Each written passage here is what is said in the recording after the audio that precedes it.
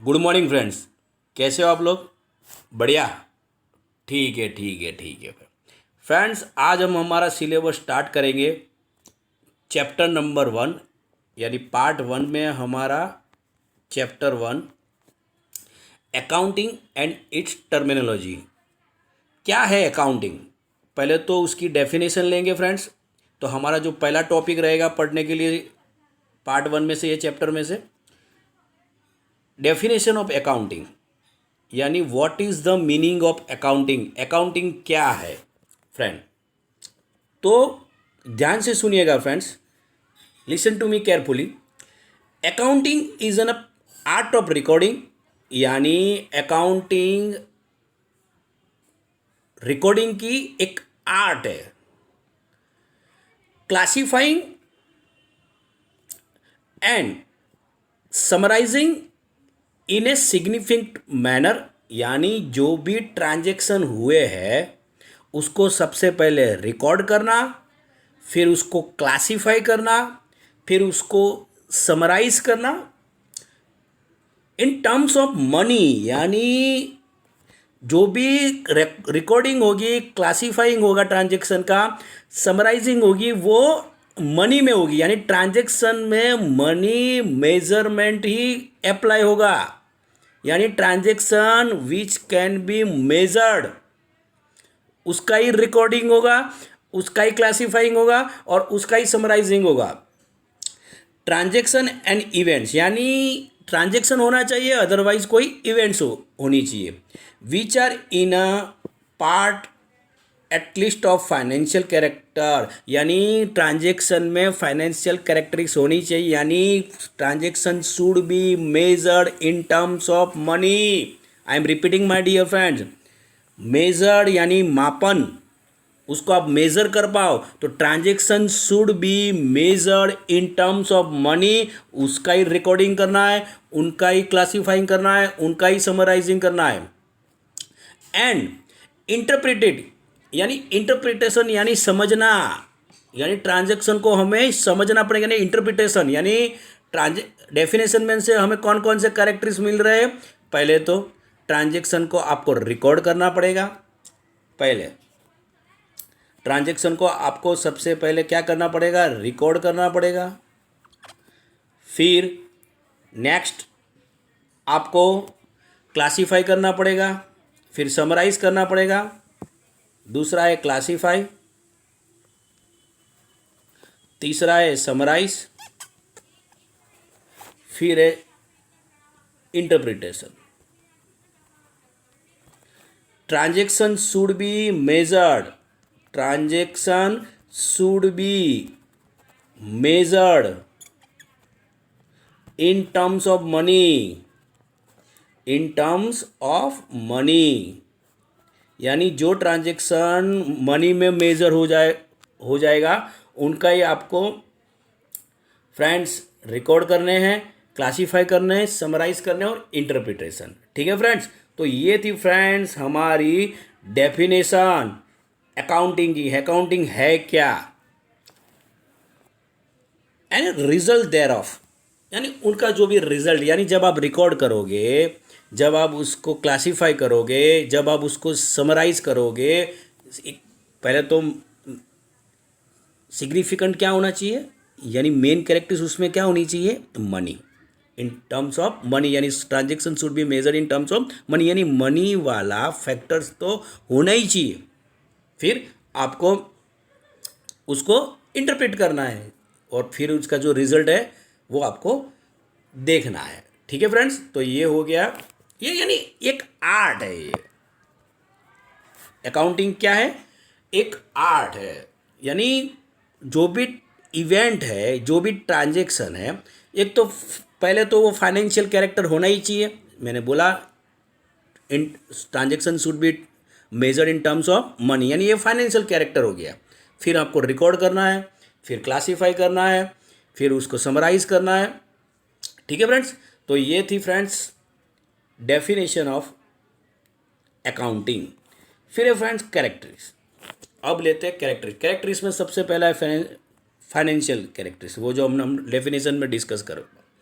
यानी अब ध्यान से सुनिएगा, ट्रांजेक्शन जो और इवेंट्स जो भी हो तो आप उसको रिकॉर्ड तो करना पड़ेगा, क्योंकि उसमें मनी वाला जो भी है फैक्टर्स वर्क कर रहा है, यानी मनी यानी transaction should be measure in terms of money, this all are required to record, तो आपको रिकॉर्ड करना पड़ेगा। अब उसका जो मेजरमेंट है ना फ्रेंड्स, वो मनी में ही होना चाहिए, यानी मनी वाला फैक्टर्स वर्क करना ही चाहिए, यानी जो ट्रांजेक्शन में मनी इन्वॉल्व नहीं होती वो रिकॉर्ड ही नहीं होता।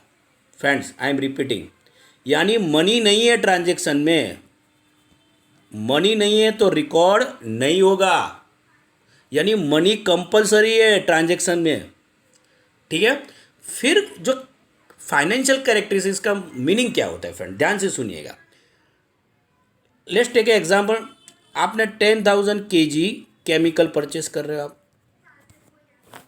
तो आप जो 10,000 केमिकल परचेस कर रहे हो तो आपके पास वो 10,000 केमिकल की वैल्यू होनी चाहिए फ्रेंड्स। पहले तो क्या होनी चाहिए, वैल्यू होनी चाहिए। जब तक आपके पास ये 10,000 केमिकल जो आप परचेस कर रहे हो, यानी बॉट कर रहे हो, किसी से आप ले परचेस कर रहे हो, यानी कोई भी शॉप से आप परचेस कर रहे हो, तो जब तक आपके पास उसकी वैल्यू नहीं होगी तब तक आप उसको रिकॉर्ड नहीं कर पाओगे फ्रेंड्स, यानी वैल्यू कंपलसरी चाहिए ही चाहिए, कंपलसरी चाहिए। आप ट्रांजेक्शन को जब तक, अब 10,000 kg है आपका केमिकल आप परचेस कर रहे हो, अब 10,000 kg पर 2 रुपीज़ kg आप परचेस कर रहे हो, तो फ्रेंड उसकी वैल्यू हो जाएगी 20,000, यानी ये हो गई आपकी परचेस प्राइस।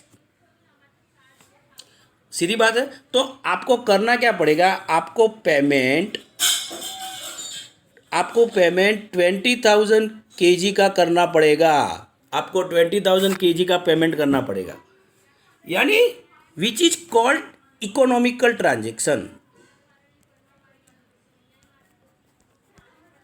क्योंकि सामने मनी इन्वॉल्व है 20,000 rupees, which is the measurement of a transaction, यानी आपने ट्रांजेक्शन को मेजर कर लिया 20,000 रुपीज़, तो ये हो गया economical transaction. Clear friends, clear. तो ये थी फाइनेंशियल कैरेक्टर, यानी ये तो कंपलसरी ट्रांजेक्शन में होना ही चाहिए। फ्रेंड्स सेकंड कैरेक्टरिस्टिक्स हम पढ़ रहे हैं, money as a medium of exchange, यानी आप मनी को मीडियम ऑफ एक्सचेंज की तरह यूज़ कर सकते हो। अब कोई भी इकोनॉमिकल ट्रांजेक्शन हो, अब एग्जांपल लेते हैं friends, there are 2 person A and B, A B को मान लो कि 10,000 kg केमिकल सोल्ड कर रहा है। सोल्ड यानी बेचना, यानी केमिकल यहाँ से यहाँ जा रहा है। केमिकल की प्राइस है फ्रेंड 2 रुपीज़ पर kg, यानी ए हो गया सेलर, ए हो गया सेलर और बी हो गया फ्रेंड परचेजर, ठीक है। तो फ्रेंड्स गुड्स यहाँ से यहाँ जा रहा है, अब बी को 20,000 का पेमेंट करना है, यानी पेमेंट यहाँ से यहाँ जाएगा फ्रेंड्स, यानी बी पेमेंट करेगा ए को। तो फ्रेंड्स यहाँ पे आपको यानी बी को गुड्स मिल रहा है, सामने उसको पेमेंट करना पड़ेगा, तो यानी ये जो मनी है ना 20,000 रुपीज़, वो हो गया मीडियम ऑफ एक्सचेंज, यानी मनी हो गया, यानी बी जब 20,000 का पेमेंट करेगा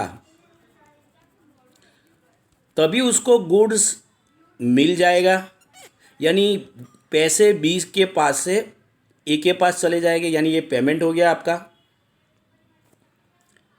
गुड्स यहाँ से यहाँ जाएगा, पेमेंट यहाँ से यहाँ आएगा, तो सीधी बात है कि गुड्स के सामने आपको पेमेंट करना पड़ेगा, किसको, बी के लिए ये। तो फ्रेंड्स बी के लिए और ए के लिए, दोनों के लिए ए इज़ द सेलर यानी सोल्ड करने वाली पार्टी गुड्स, और बी इज़ द परचेजर। तो यहाँ पे मनी मीडियम ऑफ एक्सचेंज हो जाएगा, यानी गुड्स मनी के मीडियम से एक्सचेंज हो रहा है, यानी यहाँ से यहाँ गुड्स जा रहा है, ठीक है। यानी ये मीडियम ऑफ एक्सचेंज, यानी आप मनी के with the help of money आप अपने गुड्स और सर्विस दूसरे को ट्रांसफ़र कर सकते हो। तो फ्रेंड्स ये हो गया दूसरा कैरेक्टरिस्ट।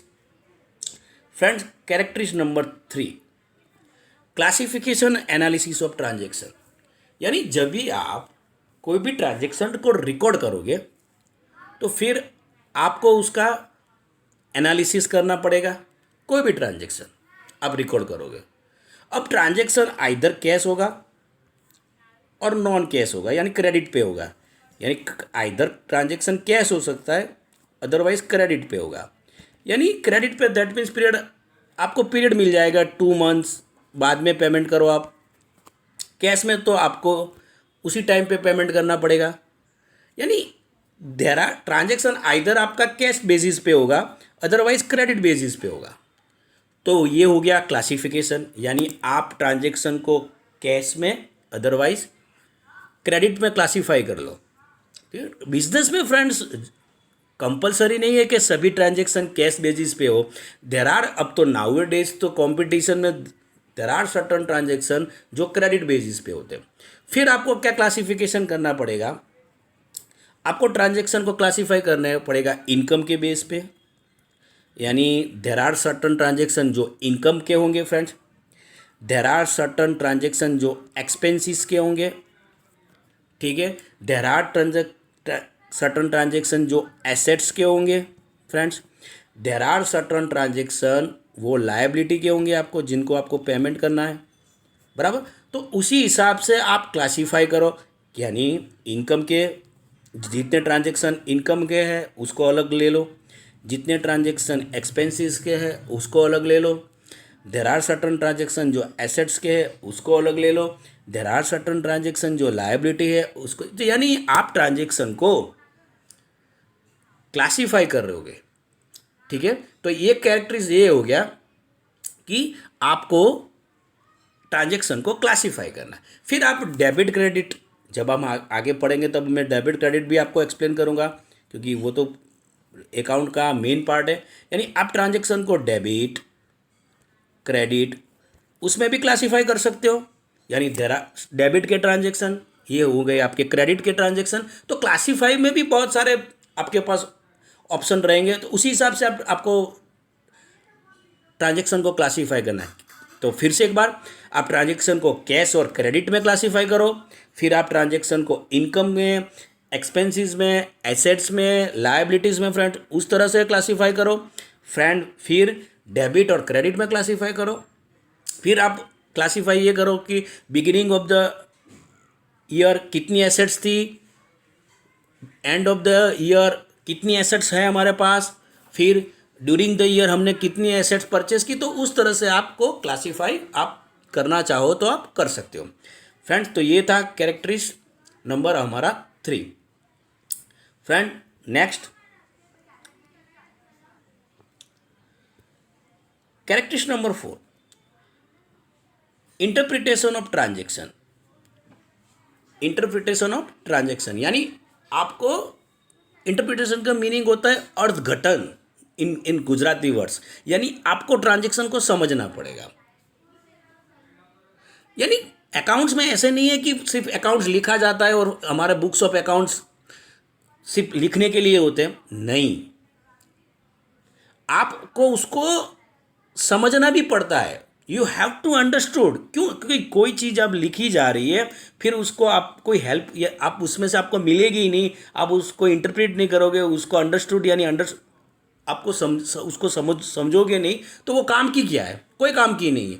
जो भी फिगर है ना फ्रेंड्स, मेरे वर्ड ध्यान से सुनिए, फिगर्स बोलते हैं, फिगर्स बोलते हैं,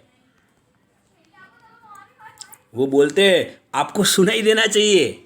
यानी जो भी फिगर्स है ना, बराबर, वो आपकी क्वांटिटिव आपकी इंफॉर्मेशन है। फिगर्स आपको उसको समझना पड़ेगा।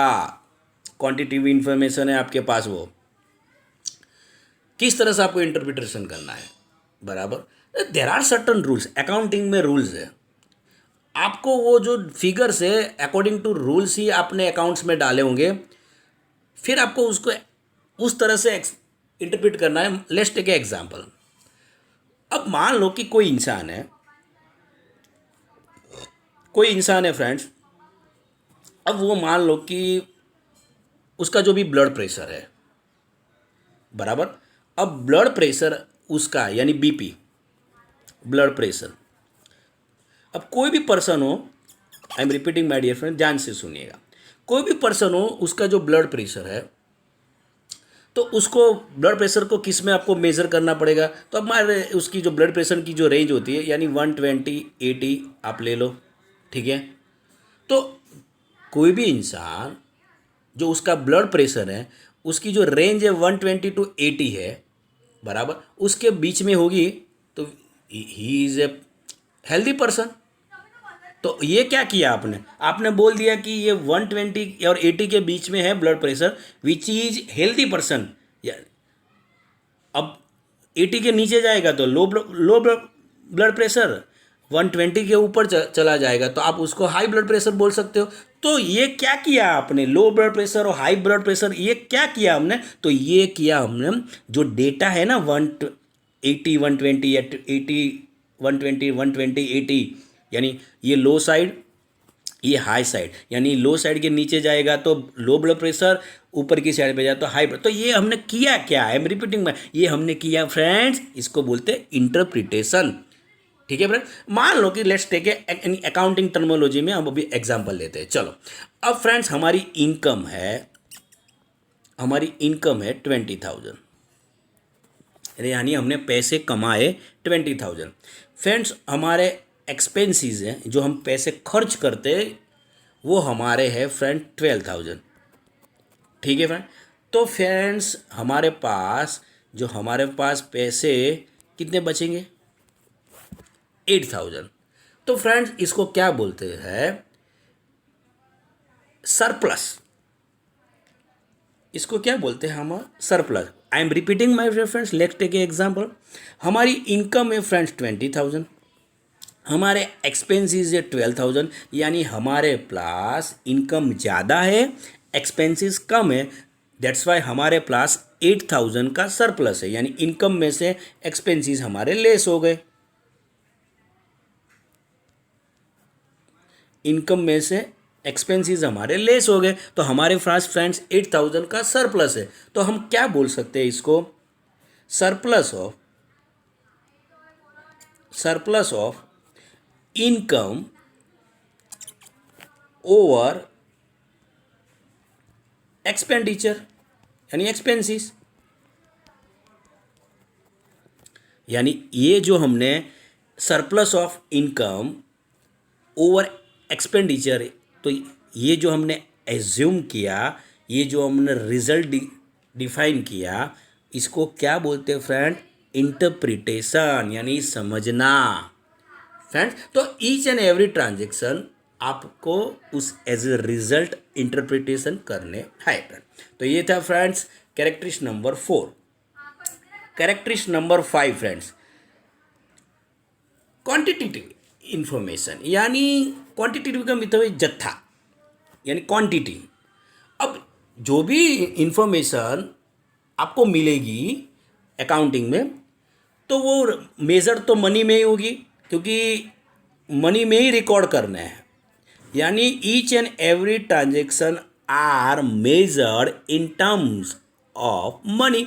आई am repeating my dear friend, each and every transaction are measured in terms of money. Money में ही मेजर होंगे और रिकॉर्ड भी मनी में ही होंगे। ठीक है।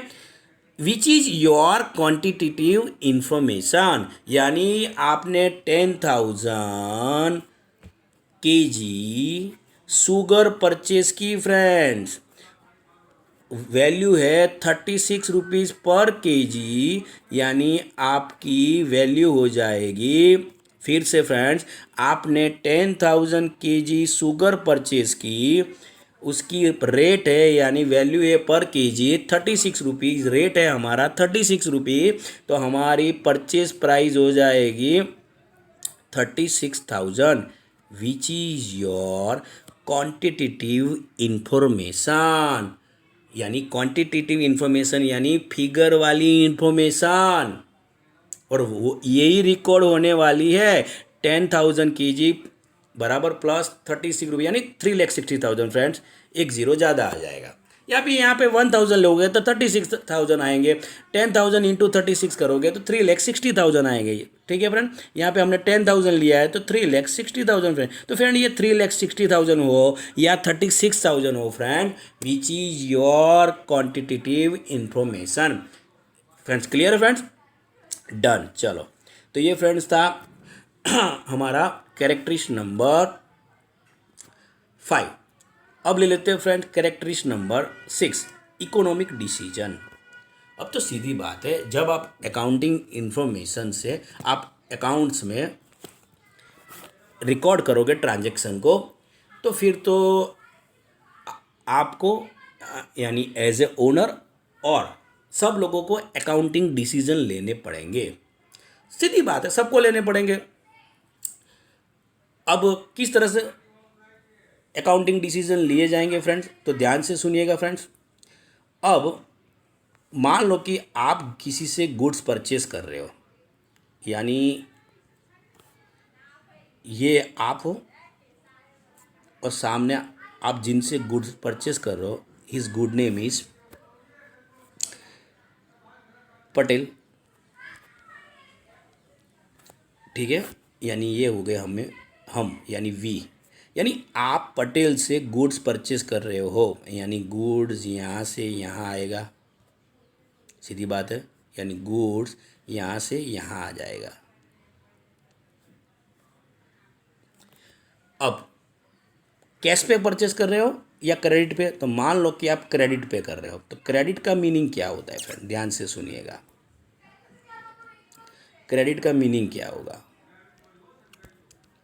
क्रेडिट का मीनिंग यही होता है कि आप गुड्स परचेस तो कर रहे हो अभी पटेल से, यानी हम परचेस तो कर रहे हैं पटेल से क्रेडिट पे, और क्रेडिट पीरियड है 2 मंथ,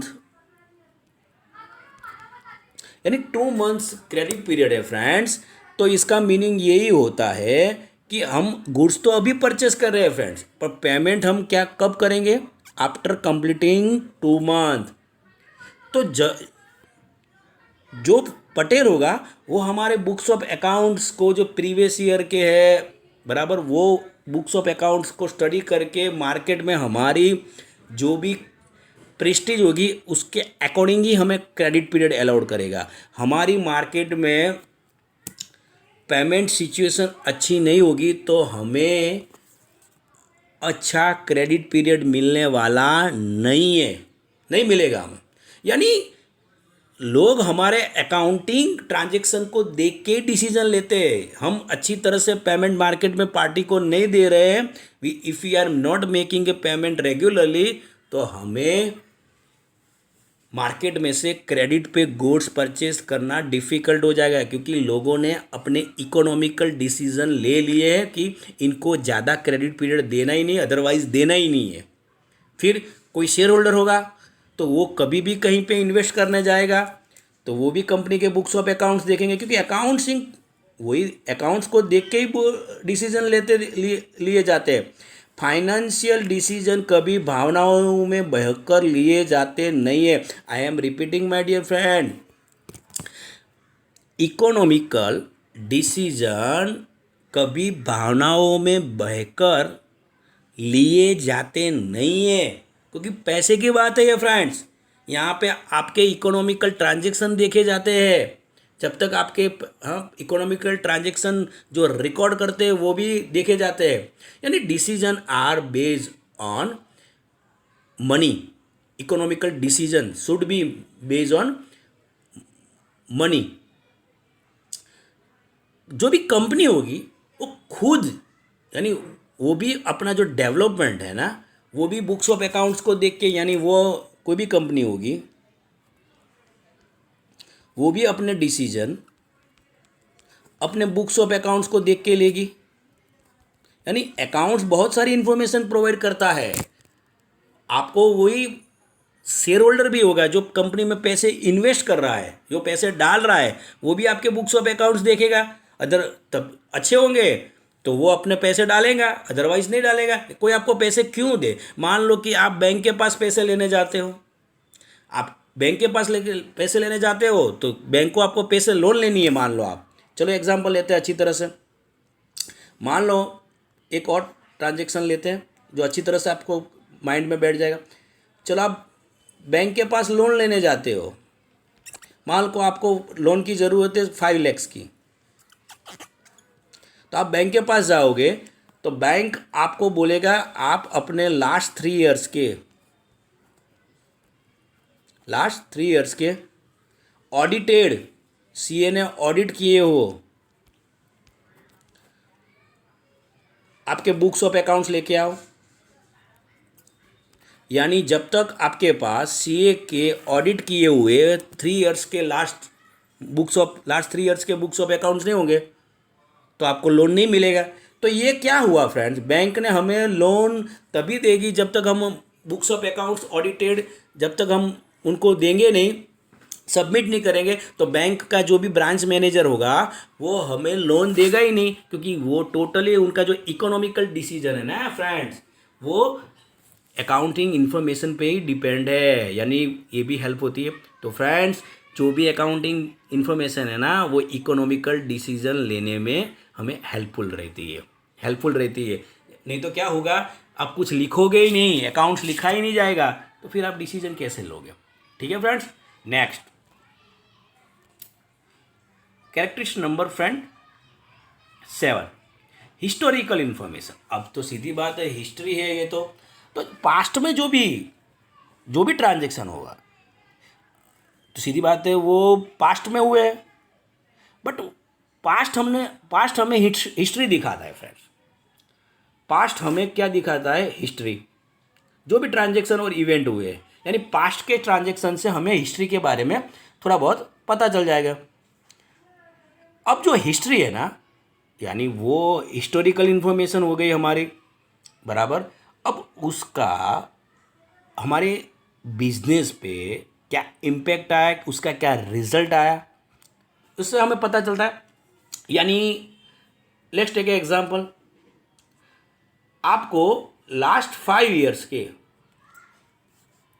बुक्स ऑफ अकाउंट्स आप स्टडी करोगे तो हमें लास्ट 5 इयर्स 1 2 3 4 5, यानी let's take a example 5 years के आप बुक्स ऑफ अकाउंट्स ले रहे हो तो फर्स्ट ईयर में प्रॉफिट कितना आया, सेकंड ईयर में प्रॉफिट कितना आया, थर्ड ईयर में प्रॉफिट कितना आया। यानी उसी हिसाब से लास्ट 5 इयर्स का आप एग्जांपल ले सकते हो कितना प्रॉफिट आया। चलो, तो ये हो गई लास्ट 5 इयर्स के आप इंफॉर्मेशन गैदर करोगे। कब कर पाओगे? जब आपने अकाउंट्स को अच्छी तरह से प्रिपेयर किया होगा। यानी ये लास्ट 5 इयर्स की वो आपकी हो गई हिस्टोरिकल इन्फॉर्मेशन। अब करोगे क्या?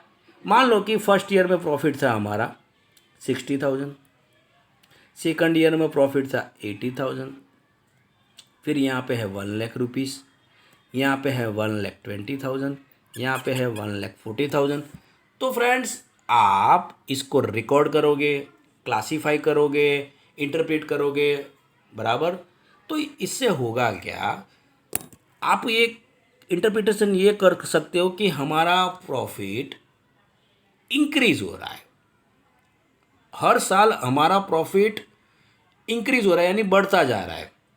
इससे होगा क्या, आप ईच एंड एवरी स्टेज पे आप क्या रिसीव कर रहे हो वो भी हमें पता चल जाएगा।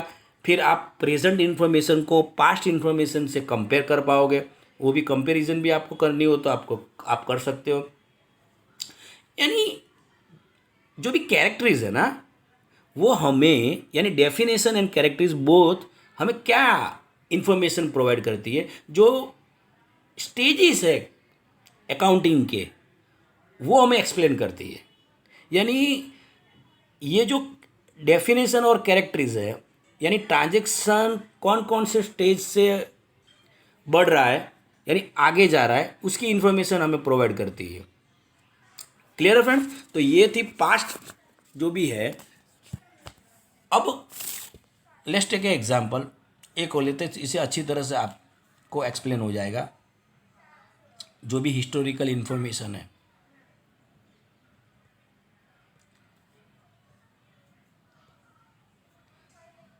पहले तो आपको क्या करना पड़ेगा, कोई भी ट्रांजेक्शन होगा आप यानी अकाउंटिंग होगा, तो पहले तो आपको ट्रांजेक्शन को आइडेंटिफिकेशन यानी आइडेंटिफाई करना पड़ेगा, ठीक है। फिर उसको मनी में मेजर करना पड़ेगा, यानी जब तक ट्रांजेक्शन मनी में मेजर नहीं होगा ना, तब तक रिकॉर्ड ही नहीं होगा। तो पहले तो मनी में आपको उसको मेजर करना पड़ेगा, ठीक है। फिर जैसे ही आइडेंटिफिकेशन हो गया, मेजर हो गया, आप उसको रिकॉर्ड करो, क्लासीफाई करो, कंक्लूजन, इंटरप्रिटेशन, फिर वो फाइनेंशियल ट्रांजैक्शन हो जाएगा। यानी इकोनॉमिकल ट्रांजैक्शन होगा तभी तो वो फाइनेंशियल ट्रांजैक्शन होगा। यानी मनी में मेजर, यानी मनी इन्वॉल्व होनी ही चाहिए। मनी यानी धन, धनजी भाई यानी मनी तो इन्वॉल्व होनी ही चाहिए। मनी इन्वॉल्व नहीं होगी तो ट्रांजेक्शन उसकी आइडेंटिफिकेशन नहीं होगी, मेजरमेंट नहीं होगा मनी में, फिर रिकॉर्ड नहीं होगा तो क्लासिफिकेशन नहीं होगा, कंक्लूजन नहीं आएगा, एनालिसिस नहीं होगा, इंटरप्रिटेशन नहीं होगा, फिर कुछ नहीं होने वाला। तो फिर तो प्रेजेंटेशन रिपोर्ट में होगा। यानी पहले तो आपको ट्रांजेक्शन को आपको आइडेंटिफाई करना है।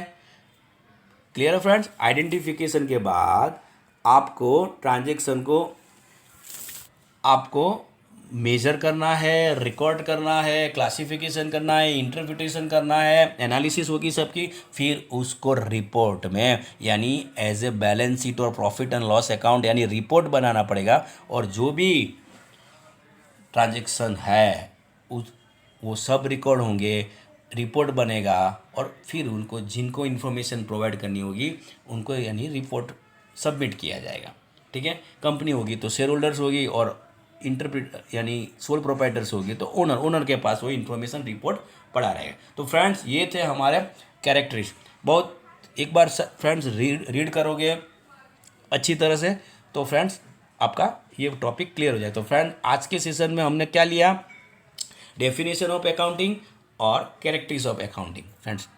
ओके, तो फ्रेंड अच्छी तरह से उसको प्रिपेयर करो। फ्रेंड्स कोई भी क्वेश्चन हो या कोई डाउट्स हो तो आप मुझे मैसेज कर सकते हो और कॉल भी कर सकते हो। I am available for 24/7। मैंने वैसे ही मैंने वीडियो में एक्सप्लेन किया हुआ, ठीक है फ्रेंड्स। तो फ्रेंड्स आज के सेशन के लिए इतना ही। Have a good day.